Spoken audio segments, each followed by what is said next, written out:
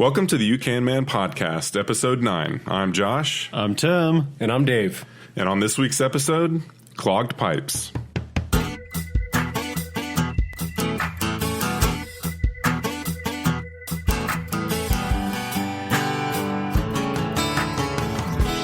All right, guys, welcome back. Guys, how was your week? Actually, before we begin, we have a guest. I should mention that. Matt Chesla is with us today in the studio. Yay, Matt! Welcome. Matt, how's it going? Hello. Welcome, Matt. All right, Matt, Thank so you. we usually start off the show by just saying what happened during our week, anything interesting, noteworthy. Josh, I think you had something, right?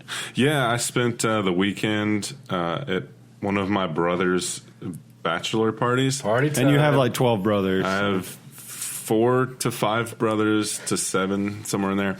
And yeah, we went to Nashville to, do a little pre-wedding party action. Isn't that the female capital? Wait, the bachelorette all the capital of the right. U.S.? I thought all the if- chicks went to Nashville. If you no? are in the metro Atlanta area, you apparently can only go to Asheville or Nashville.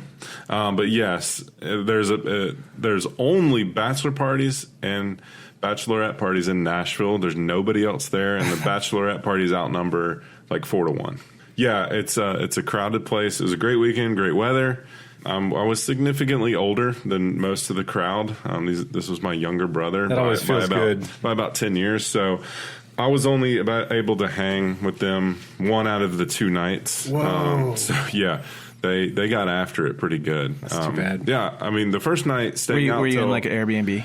yeah, Airbnb, little condo thing about 5 minutes outside of the city. I was hoping you were going to say you guys rented an RV and just packed everybody, No. like a bunch of 30-year-olds in an RV. No, hey, they were like 28. So were you watch out. East Nashville or Couldn't Music tell you Row? near Vanderbilt. Yeah. Yeah, so we were near 3.5 miles from Vanderbilt, and I know that because the morning after we went downtown, I got up and ran to Vanderbilt and back. Wow, good for you. Yeah, I did. I paced myself, and then the next night they were like, "We're going out again." I was like, "Not gonna happen." Look, let me just say, I'm impressed. home. Josh and Dave have become runners. Apparently, would Yeah. you guys call yourself runners? Dave's been a runner in the past. I in the have, and then I past took life. about 10 years off, Yeah. but I'm back at it now. Yeah, I'm Okay. into it. I'm nursing a foot right now, but other Aw. than that, we're back into it. So yeah, gotta bachelor do party. it. was All right, good. Matt, you're our guest. Do you have anything interesting that happened this week? It's okay if nothing interesting. Yeah, I don't. So Auburn was in the Final Four. Oh, yeah. right? Yeah, it was, So, and they came up short, and yeah, I but I would didn't win rather money. not talk about that. But right. War Eagle. Oh, Wow. that's a pretty current event. Aren't you isn't it? from Minnesota? Yeah, I am from Minnesota. He married into the War Eagle. Oh, that's right. Okay. So I have a smoker, and I smoked a lot of meat, and for a group of people having that- over. I saw the pictures. Yeah, it was good. I was jealous. Thanks for the it was fun. invite. Yeah, sorry. Dang. Cool. And you're I saw on, I don't know where I saw this, Facebook, you're Probably. selling Yeah. your current smoker to upgrade to a better one. Yeah, so I've had my current smoker for about a year. It's a Traeger. It's awesome. I feel like you need to move to like Cherokee County Yeah. or Forsyth, maybe. Yeah. Can't live in Cobb County and own a smoker. Well, I do. So there's that. But yeah, I'm upgrading to. I want to upgrade, but I cannot upgrade unless I sell my To the current Traeger one. 3000? Yeah, it's actually called a Timberline, but yeah, it's Dang, it sounds nice, serious. It's a nice rig. Nice. All right, Dave, what's been up with you? Not a whole lot. I had a question for you guys. What is your go-to fast food joint? Does anybody have a go-to? Is that even a question? Yeah, Chick-fil-A. It should all be the Chick-fil-A. same. Yeah, I kind of figured that. I had kind of a crazy night. Didn't eat dinner at home. Had to kind of rush to get here. And so I made a bad decision. I ran by McDonald's, and it was just a terrible experience. It was bad food. It was super cold. And I'm like, I messed up, and I didn't go with my mainstay, Chick-fil-A. Yeah. So I'm kind of hurting right now. Well, Yeah. honestly, what were you expecting? Not a lot, but every once in a while I'll try and mix it up. I realized last month that my family, we go to Chick-fil-A. There's a Chick-fil-A transaction more than there are days in the month. Oh, Literally, Wow. right? And so I realized that last month, and I was like, that's got to be, a 1-month fluke. And so I started going back and reviewing the bank statements, not true. Every month, there's like 33 anyway. So You should be an to investor. let our listeners know, you guys, if you've been listening, you know that we are all in the Metro Atlanta area, and this is Chick-fil-A country Absolutely. for sure. This is where it was founded, and so we absolutely love Chick-fil-A, and we're so sorry if you don't have one in your part of the country, but it's coming. Trust me. And let's use that as a little bit of a foreshadowing, because one of my really, really good friends is a owner-operator of a Chick-fil-A in California, and we're going to have him on the show to give us some Chick-fil-A insider knowledge. cannot wait. That's going to be pretty epic. For That sure. sounds good. I've been keeping him in business, so he'll be happy to hear that. Being from Minnesota, there's actually, I think, 4, maybe 5 Chick-fil-A's in Minnesota now. Wow. Okay. When I lived there were none. Are they pretty much all in the Twin Cities? Yeah, they are. There's one on pretty much, I think, every campus now in America, like every major university. So, Huh. Well, cool. Well, we wanted to get into we got our guest on today, Matt, and so we wanted to get a little bit of his background. So, Matt, tell us about yourself. What do you do? Maybe tell us about your family. sure, yeah. My name is Matt. Like Hi, I've already Matt. said, hello. I'm in my younger 30s, I guess you could say. I have a wife and 3 children, all boys. 2 of which are twins. Yes, a 5-year-old, a 3-year-old, and a 3-year-old. So twins. They're awesome. They are awesome. And what do you do for your job? I am in finance for a large corporation here based in Atlanta. Oh, secretive about that. I He get flies that. a desk. I You get would that. understand. Flies a desk. Yeah. I get that. You'd probably heard of us recently. That's all I can say. Yeah. Gotcha. Okay, so we ask every guest, you're the second guest, so Right. all of All our 2 of you. all of our many guests, because the last show we had a guest You on, can see so- our wall of fame. And Oh, yeah. James is on it over Very here. good. Yeah. So we always we want to be asking guests, where are you on the DIY scale? So if you were thinking from a scale of 1 to 10, how much stuff do you do yourself? How Yeah. much experience do you have Sure. in that So, regard? so I would say the first question is to your question. I'll answer a question with a question. What was James on the DIY scale? He was like a 3.5 No. or something. Not Was that he? low. It was pretty low. Really? He might have I moved think to a so. 6. I have a bad memory. So Okay. don't. And quote you me on guys that. are in It was the a 3.5 to 6. and you guys are in the 7 to 8 range, right? Probably. Yeah. Yeah. All I remember is that Josh said he was higher than me, whatever it was. So I would say I am probably a 6. If James is a 6, I'm higher than James.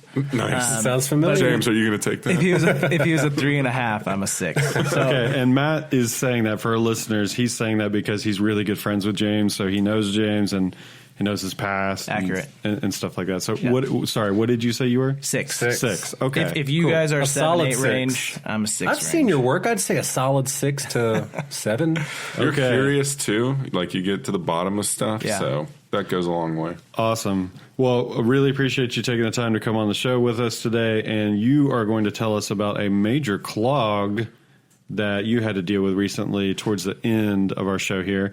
So what we're going to do is we're going to go through basic clogged pipe issues that you have in your house. So the number one thing that I feel like the most people deal with is a clogged toilet. Who has not ever dealt with a clogged toilet? So we want to talk about that. What's the best way to go about unclogging that toilet? Josh?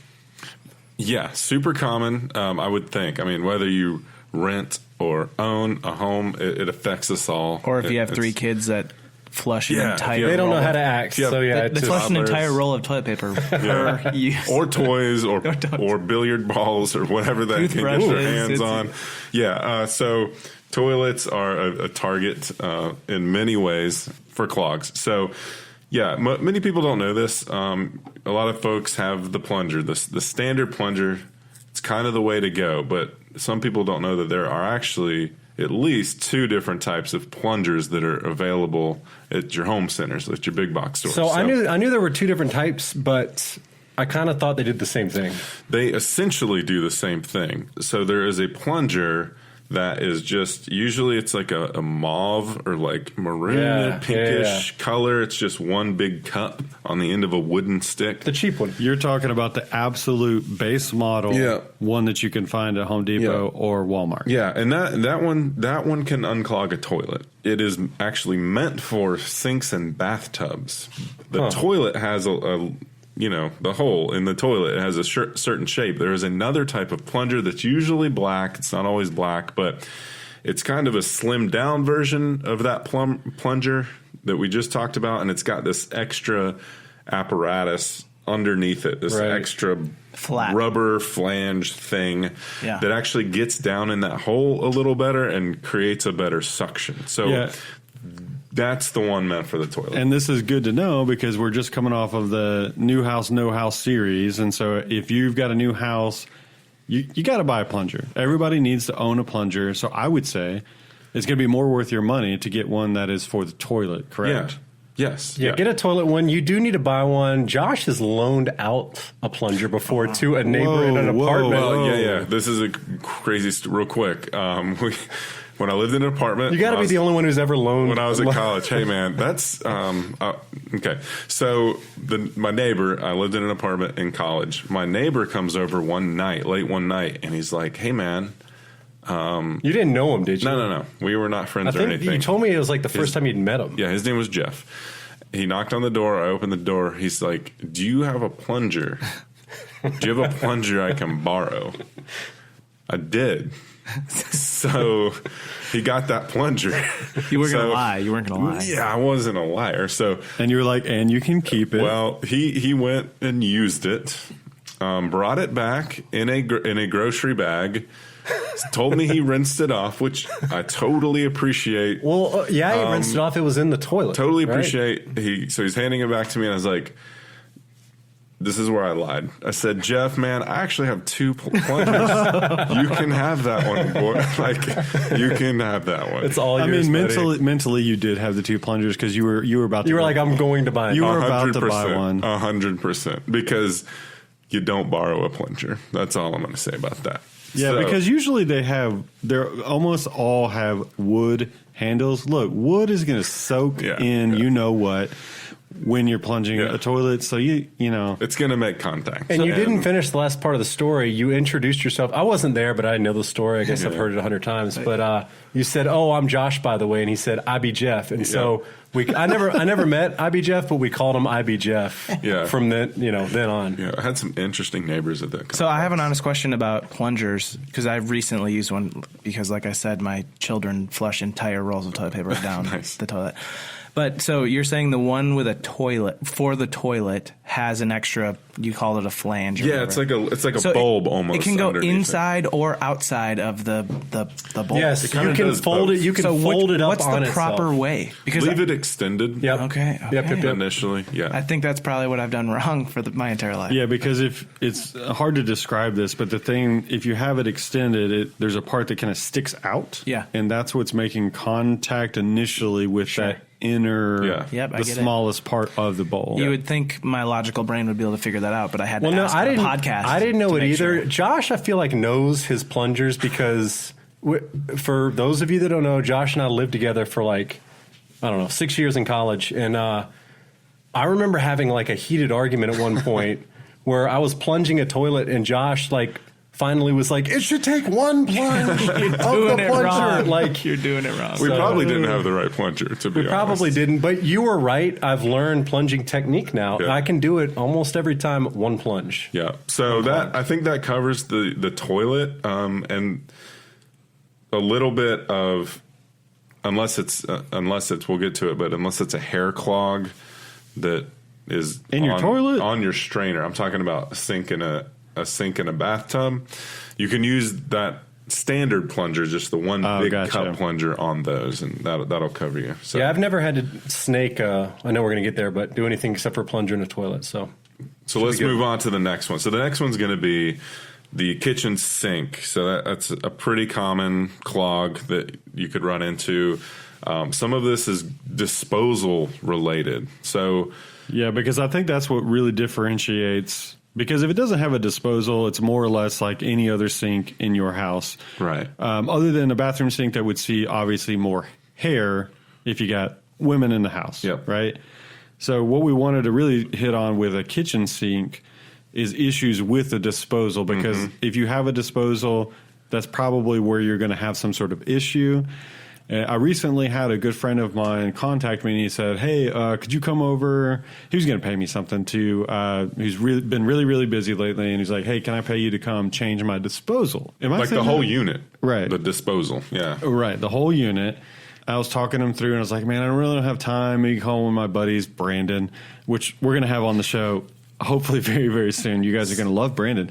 Anyway, so I was like, I don't really have the time. However, have you tried reversing the motor? Okay, so and I know, Josh, I don't know that I've ever actually done it. I just know that you're supposed to do it if it gets stuck. Jammed. If it gets jammed. So he thought that his entire disposal had just locked up, right? He thought it was jammed up, but do you want to hit on that? Yeah, so if you have a garbage disposal and it gets a lot of use, they get jammed up, whether it's, something too hard down in there and it actually locks the blades up underneath your garbage disposal. So if you open your cabinet under your kitchen sink and look under it and see the disposal, on the very bottom of the unit is a little keyhole that is for an Allen key or a hex key, which we discussed on a previous podcast. And this would probably come with your disposal. Yeah, and if not, they're usually pretty standardized size. It's one of the thicker hex keys, maybe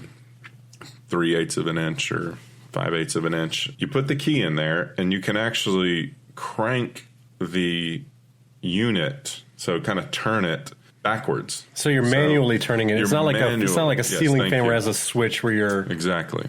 Yeah, so you're manually rotating the blades, and you can kind of do that back and forth and manually dislodge whatever is in there and get your motor freed up again, essentially. Right. So it's not necessarily a clog. I mean, it's going to create a clog because if the disposal's not working, then you're going to get a clog. Yep. But so otherwise, if you don't have a disposal on your kitchen sink, you're probably either A, going to want to use a small handheld snake, and we'll talk about that, or you're going to want to remove, if it's a big enough clog, there should be a P trap under the sink, and you're going to want to remove that. And hopefully it's like a PVC type trap underneath the sink, and it's going to look like a U shape. And there should be two connections that you can undo with your hand. You should be able to do that. If you have a metal one, you might need to get out the pipe wrench and take that loose, but that's usually where the sediment is going to settle down, right? Yep. So you'll have to take that out, especially, and you would do this if you ever dropped a ring down the kitchen sink. I have a story about that because my wife dropped her wedding ring. No joke. Down the disposal. She made a bunch of diamonds, though. I actually recovered some of the diamonds. She turned one diamond into many. Yes. This is just one of these horror stories because I just remember the day so well. I was helping a friend move, and then I get a frantic call from Bethany, and she's just sobbing and sobbing. This was her grandmother's antique ring. We had added to it or something like that. Anyways, she turned on the disposal, and she's like, "That sounds like a really hard cheese stick, the kids would eat, cheese stick or a wedding ring." Yeah, like the peel. Am I saying the right word? Yeah, like a cheese stick thing. Yeah, that's weird. It was a ring, and so then she figured it out, and she'd have been running the disposal. So needless to say, I had to take the entire thing apart. The disposal included all of the plumbing. I also remember that day. Yeah, and it's a bad day. I fished out some of the remnants, but anyway. So should we move on to? Well, are we going to talk at all about how garbage disposals are just not a good idea? Well, okay, so I love them. I love garbage. disposals. They're great. This is an argument Dave and I have had before. Big time. Josh There's doesn't. schools of thought. Okay, so I will put my school of thought. I put anything and everything down the kitchen sink in the disposal.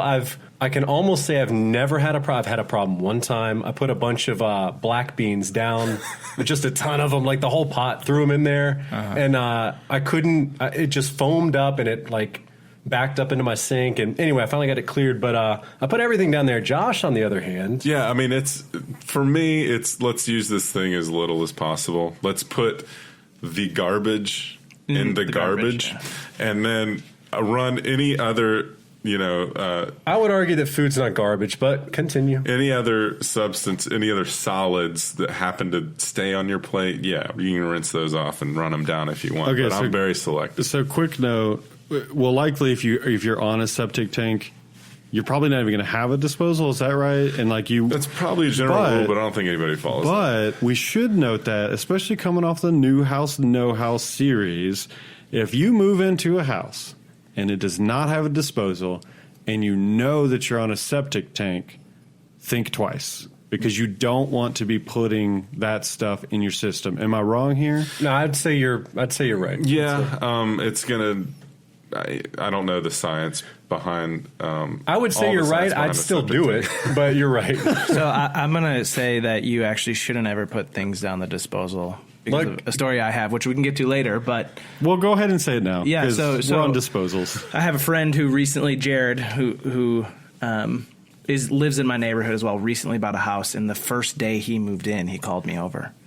And he said, "Hey, Matt, there's all this black stuff coming up from my sink and my disposal. Like, what, do you have any idea what it could be?" I'm like, "Well, I have some experience snaking sinks and sewer pipes, and because I just went through my big main sewer line story that we're going to get to in a minute." But I was like, "Yeah, I'll come check it out."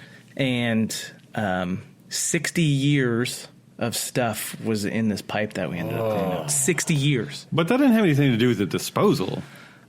I would say that a disposal encourages people to put things down their pipes that they I shouldn't. get what you're saying. And when I was cleaning this pipe out into his basement, into a cooler, I was finding banana peels. Okay, all right. You can't put banana. I always ask myself, Coffee grounds. will this turn into a liquid? Eggshells. But that didn't get past the disposal. Yeah, that's not good. No. Okay, if you were finding banana peels, they had to have been Those are like the flushed. toilet. They flushed that junk down the toilet. No. Believe me. toilet. So I have some experience understanding which pipes are connected. So the house that he lives in has a full basement, and so you can see all the pipes and where they come from, right? And so he has 2 bathrooms, and one travels outside to the main sewer line, one travels straight down out to the main sewer line, and the kitchen sink is solo. There's no other thing on it. There is a dishwasher, but the dishwasher pumps back up into the disposal, so you bzzz it around and then ultimately goes down. It had an exit in his basement. What do you call an exit on a cast iron pipe? An exit? Like a clean out. Yeah, clean out. There you go.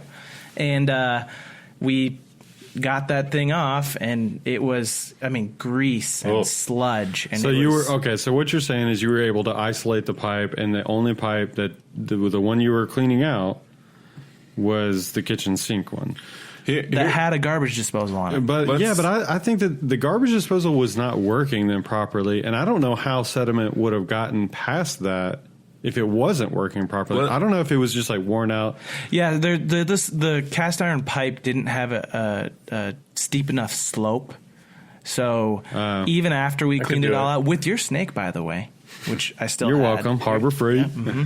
I still had it from my experience with main sewer lines. So let's button up garbage disposals. Hang on, last Deal. thing. Is it so my mom always called it a disposal.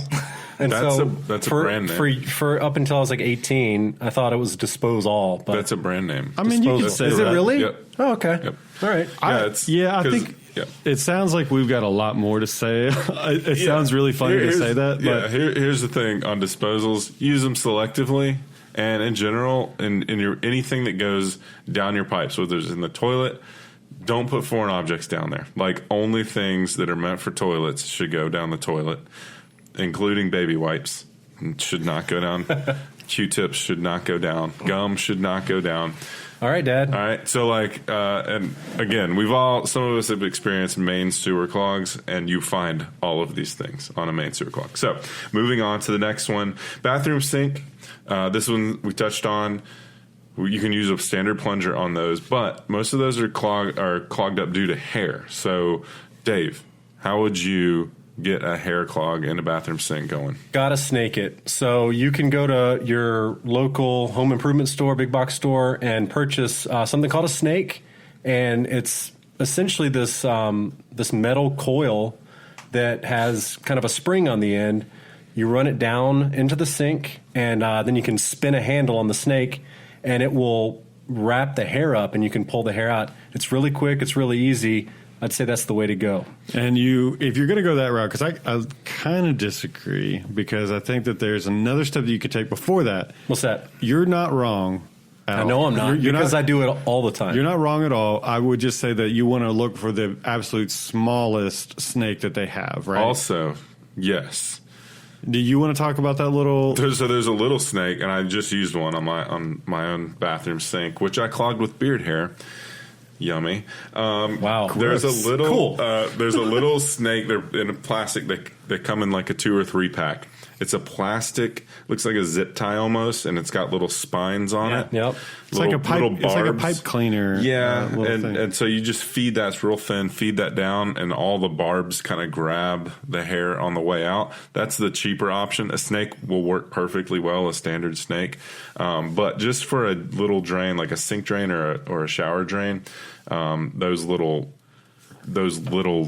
plastic snakes will do the work.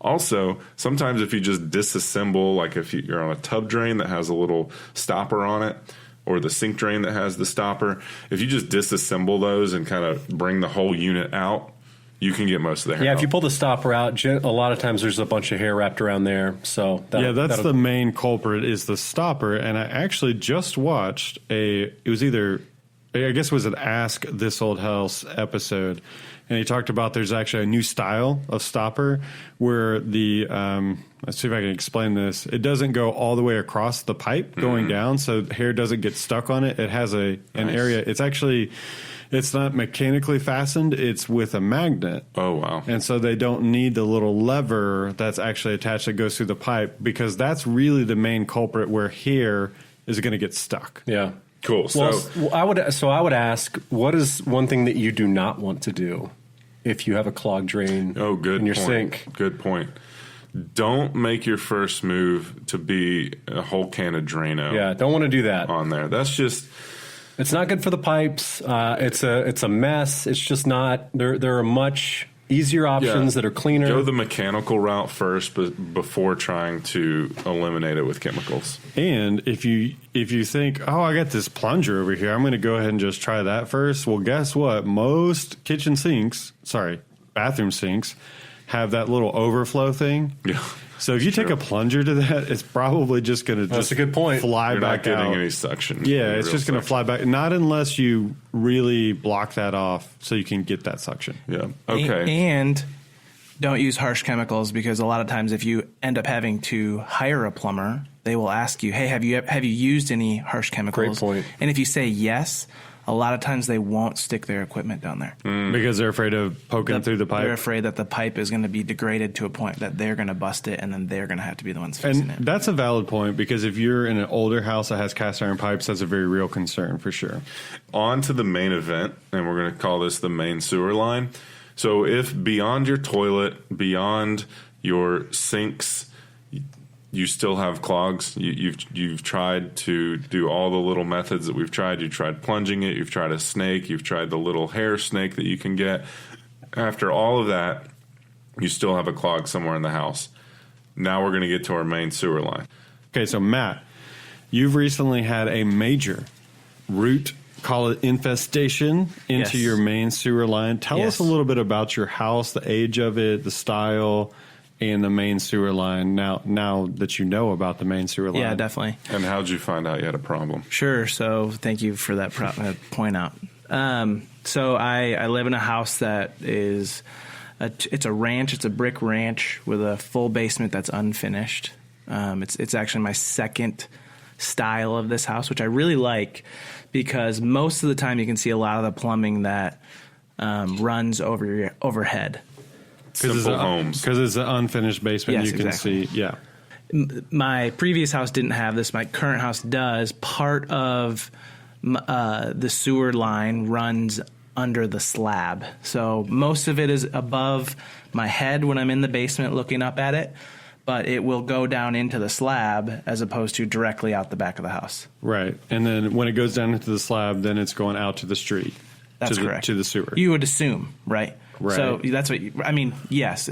I will say my neighbor, his goes into the slab, but he's not getting charged. Maybe I shouldn't say this on the podcast. He's not getting charged for wastewater on his water bill. Wow. So they think he's on septic. They think he's on, his neighbor's on septic, but he's not. Score. And so he's not getting, and that's like half your water bill. Oh, he's going to hate you It's now. more than half. I mean, we've talked about it. And his neighbor who was on septic just switched to sewer, and he was afraid that they're going to be like, well, now they know that I'm Check in on him. Yeah, exactly. But anyways. You started having water backing up in the house, so I did. you knew you had a problem, and then you tried something first with something you had, and then you borrowed my snake, right? Yeah. So basically, I was actually on my way out of the house to an event, and I went down to the basement to grab something, and there was water by my washer, right? So in my basement, I don't have any toilets or anything. So the lowest point of exit is actually that box near my washer that your washer access The goes discharge, to. yeah. Right, exactly. And that was overflowing into my basement. Ooh. Oh, boy. Yep, exactly. That's a bad feeling. It's no good. My wife had just taken a shower. My kids had just taken a bath. So you knew something was up. So You had tons of water. It was mostly clean though. That's what I'm trying to get that's to. good. Okay? Great water. Yeah, exactly. No, it was clear, I think. But yeah, so I immediately called the people and I said, hey, I'm not going to make it out tonight. And then, would you believe it or not, my next step was to text all three of you at the same time. Yeah. And say, you can, man. Can you help me out To here? the rescue. And it's funny, none of you offered to come help. We're like, yeah. You did, Kinda however, busy. offer up your tools. That's just the name of our podcast. You can handle it. So I let Matt borrow this 50-foot mechanical snake or powered snake, I should say, from Harbor Freight. Look, it's pretty cheap, but honestly, it's not that bad. Like, there's really not a whole lot to one of these powered snakes. It's a drum with the steel actual snake thing that goes down in a small electric motor, and it just turns the drum. Twist it, yeah. Yeah. Yep. Yeah, so lucky, not unlucky for me, but lucky for me, I'd had some experience with this in the past. And so my previous experience, I went to Home Depot. You can rent these at Home Depot as well. So you typically go to Home Depot and they charge you between $50 and $90, depending on the size of snake you want to rent. Mm-hmm. They have a couple that are powered by hand, a couple that are powered by, that are larger and actually have electric motors on them. But it was, I think, late at night. It was like 10 o'clock or something, and Home Depot's closed, so I can't go and rent the tool now. So next best thing is to borrow from my You Can Man friends. Right. Amen. Yep. So I came over late to Tim's house, loaded it up in my truck, brought it back to my basement, and spent the next 2.5 hours just feeding the snake down my pipe. Now, I will say I had to locate my pipe first, so typically homes like this that are connected to the main sewer line to the street have a clean out somewhere in their yard. And I think Tim talked about this on a previous episode where he couldn't find his at one point. And so I'm out in my yard with a flashlight. And of course I've lived here 1.5 years and I've mowed the lawn, 2-3 dozen times. And I've never seen a clean out. And so I'm pretty certain that my house does not have a clean out. For the people who are listening who don't know, what is a clean out? Sure. So a clean out is typically a sewer pipe or a PVC or cast iron that sticks a couple inches out of the ground in the front yard or side yard somewhere. And you stick your snake down it to dislodge clogs. That's what it's typically any for. clogs. Yeah, any clogs located between the street and your house. That clean out allows you to get to clogs in that zone. Yeah, best case scenario, you should have a clean out on the inside of the house, hopefully, but then you should have one just on the outside of the house and then one also at the street, like best case scenario. So that way you can attack it from multiple angles. Yeah, exactly. Yeah, and all within 25 to 40 feet of each other, so you can get the basic size snake. So I had to locate the cleanout first. There wasn't one outside. There was one inside, and it was a cast iron pipe, a big old cast iron pipe that had a plastic cover on it. And so I couldn't untwist it. It was lodged. So I actually had to take a hammer and chip away at this plastic piece that's lodged into my cast iron pipe to free it open to then stick the snake down. So that was my next step. And you were completely unsuccessful with that, and then you had to call a plumber, right? Yeah. Yeah. And what time was it at this point? It was about 11:45, and my lower back is just burning because I'm just pushing it in and pulling it out. But at that point, I decided that the job was too big for me to handle, even with the use of the great tools. And Gotta get a pro. Yep. And luckily, we know our neighbors, so we were able to use their restroom for a couple days or for a day. Nice. But first thing I did the next morning is wake up and call a plumber. All right, now tell us what that bill was, because they came out, they did the camera down it, because I've heard the story. So they did the camera down the drain and figured out you've got serious root problems, right? And they said, was it like $9,000 or something like that? Yeah, $9,600. So actually, it was before he even stuck the camera down. So one thing for the listeners is when you call a plumber, make sure you call a reputable plumber. And there's some of these plumbing businesses will actually, these plumbers work on commission, but there are also other plumbing companies that have flat rate fees for their stuff. And so they typically will say, hey, I'm going to use a camera. It's a $350 charge per hour, whatever afterwards. The first plumber I called actually didn't stick anything down there, just went around, walked around the house, and he said, yeah, it'll be $9,600 for me to dig all this up. Wow, nice. So yeah. Ridiculous. And I said, can you please stick a camera down at first? Before we spend the $9,600. Yeah. So he eventually stuck the camera down and found that the clog were roots at the very, very end. Of course, because if it had been, 5 feet down the line, they would have been the county's If it would have been issue. 3 inches down the line, it would have been Yeah, it was it was on my property.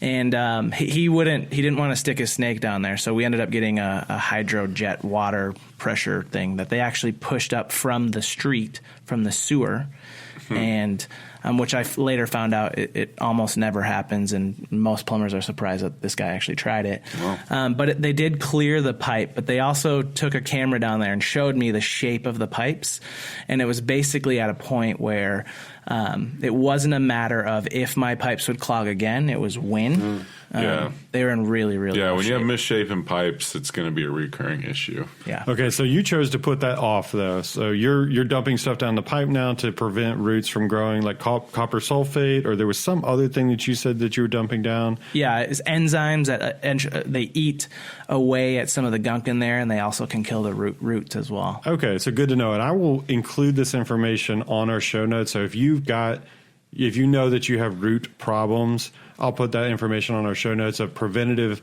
measures that you can take once you obviously get the initial clog going. So that wraps us up. Hopefully you guys learned something about clogged pipes in your house. And we're going to take a break, and Josh has got our segment for this week to let our listeners know. Usually one of us will research a topic. The other two guys have no idea what that person's going to say, and so it's kind of a surprise. And Josh always has awesome stuff, so Josh will bring it after the break.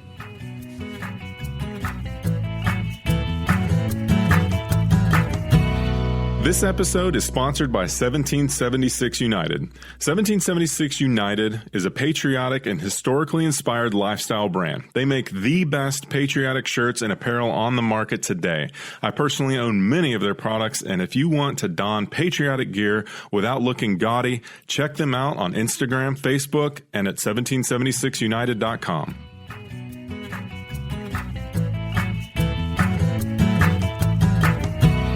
All right, welcome back. Josh, what do you got for us this week? All right, so this week's segment is called You Dig, and I'm going to tell a couple stories about two fellas from India.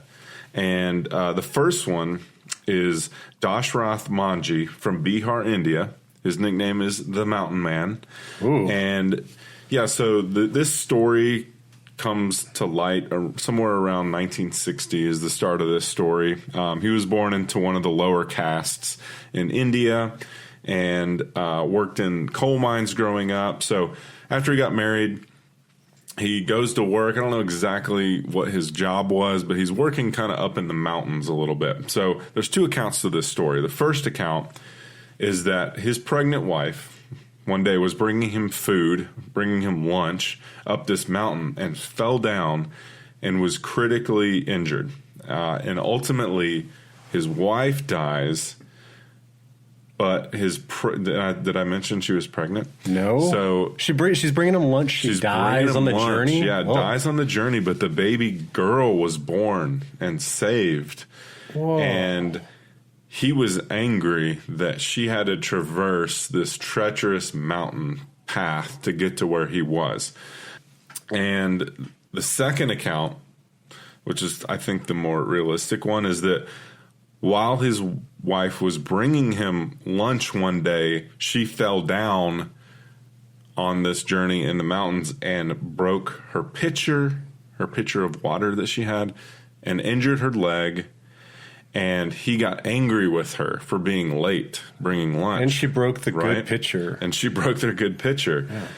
But when he saw her arrive limping to bring him his lunch, he felt bad. And he resolved there to cut a safer path through this mountain. So apparently, the little town they lived in, to go basically anywhere, you always had to cross this really treacherous mountain. So, and it added a long journey. Like if someone had to go to the hospital in the neighboring city, they had to go way around this pass or way around this mountain to get there. He took it upon himself. The nearest hospital was 18 miles around the mountain. And he took it upon himself to literally start cutting a safe path through a mountain. Now, it was like, this is the last straw. Yeah. So by some accounts, this was a big hill. The research I could do sounds like it could be a legitimate mountain, like what we would consider a India's mountain got some here. serious mountains. So yeah, and this is, again, a lot of this is just tales handed down. It wasn't that long ago. It was the 60s. And he was single-handedly doing this, or did he have people helping? And he's cutting it through a mountain? Through a mountain. So here's the details on that. He starts cutting a path that's 30 feet wide. And that's like as wide as a 2-lane road. Yeah. What? And 25 feet deep in some places. So he didn't cut like just straight level through a mountain. He just wanted to make a safe passage over this mountain. And so he started working on the path by hand with a shovel in 1982. He's digging this, grabs a shovel, digging by hand. He's digging this for 22 years. He digs this, and he finally he's committed. Breaks through to the other side in 1982. Now, this whole time he was trying to get politicians to help him put in some roads, actually pave a road and put electricity in and get them a new hospital and water. But where he was in the cast, he just had no access to that kind of power. So he ends up digging a 360-foot long road, 30 feet wide, kind of through the top of this mountain so that the citizens of his town could have safe passage, right? Yeah. And he shortened the distance from 18 miles to less than 2 miles that they could go over, right? 22 years of an effort. Well, finally, he's honored. The officials of India recognize him. He's honored by the chief minister of Bihar. And that chief minister actually offers this guy his position. Like that, when they realized what he had done. He dug a hole through a mountain. Yeah, by hand. He was nominated for the Padma Shri Award, which is the 4th highest civilian honor in India. I think you knew that. Is Dave. this guy? Obviously, yeah.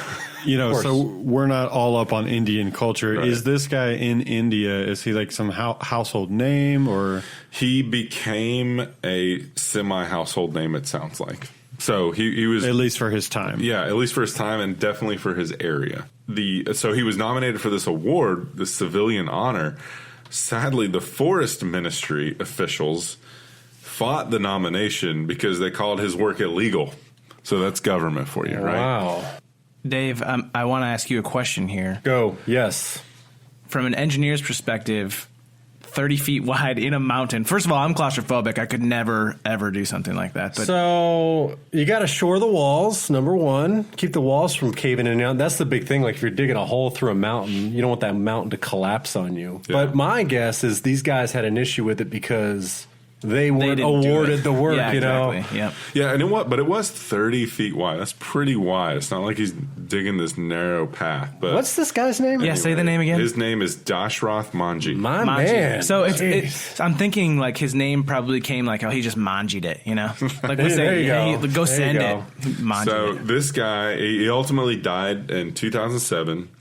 But the government of Bihar gave him a state funeral, so he was ultimately recognized for his efforts. He needs to be on a coin or something. I That's feel like. pretty amazing. It's got to be safe to say that this guy had to have saved lives by the work that he did. Absolutely, Yeah. yeah. So there's so many stories out there about why he did this, but those were the two main stories, so it may never be known. But I'm going to tell you about another guy from India. These Indians are very serious about digging stuff. This They other got guy, some serious you can man spirit. that's right. I like it. They're gonna do it themselves. So his name is Bapuro Tajni. In March of 2016, and I think I remember hearing this story when it was in the news, but in March of 2016, a lot of India was experiencing drought because of a weak monsoon season. This gentleman's wife was having to go to a neighboring village to fetch the water for the family. Because of this caste system again, and they were in a lower caste, one day his wife showed up to go get water there, and the people there were like, hey, no, you don't get water out of our well, and they insulted her, and she came back very upset, and so he was very upset, and he cried, and he resolved that day that I am never going to have to beg for water. So he went to the nearby village and bought some tools, which I'm guessing was a shovel and A pick. Post hole digger. and a bucket. Post hole wouldn't be big enough.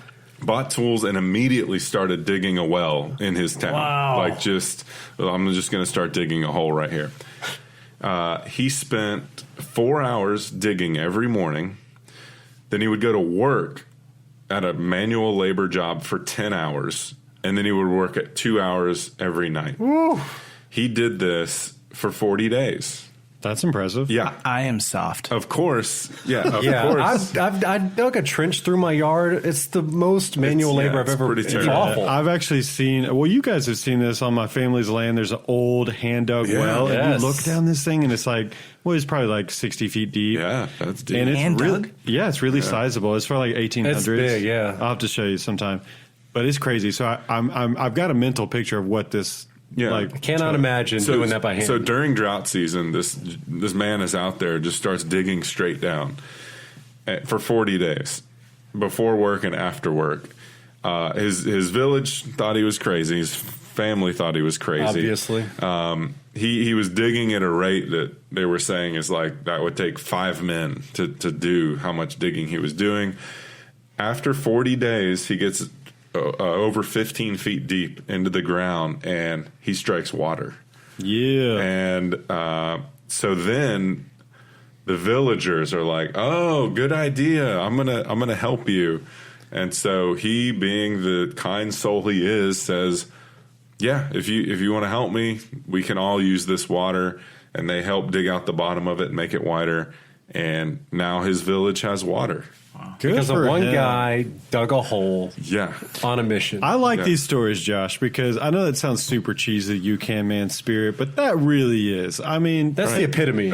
that's of- taking it, you know what, screw you guys, I'm going to do this myself. I was kind of hoping you were going to say he hit oil, but you know, and I was a water. millionaire. Yeah. It's the next best thing. Yeah, that What would was be his pretty name cool. again? Yeah. You're going to make me bring up his, Yeah, I am. your- So, and at the same time, he probably has really strong forearms yeah, from all the digging. his name Definitely. is Bapuro Tajni. Tajni. Perfect pronunciation. Props to Manji and you, Tajni. man, for sure. Yeah. Okay, guys, that's going to wrap up this show for us. Matt, thank you so much for coming on. Thank you for having me. On the show. So we're going to try to make this a regular thing where we have guests on the show, and hopefully they'll be a little bit more interesting than Matt was. You know, but I'll be back. I promise you, I'll be back. yeah, you'll hear Matt again for sure. But as always, please take time to subscribe to our show on Apple Podcasts and check us out on Instagram and our Facebook page. Thanks, guys.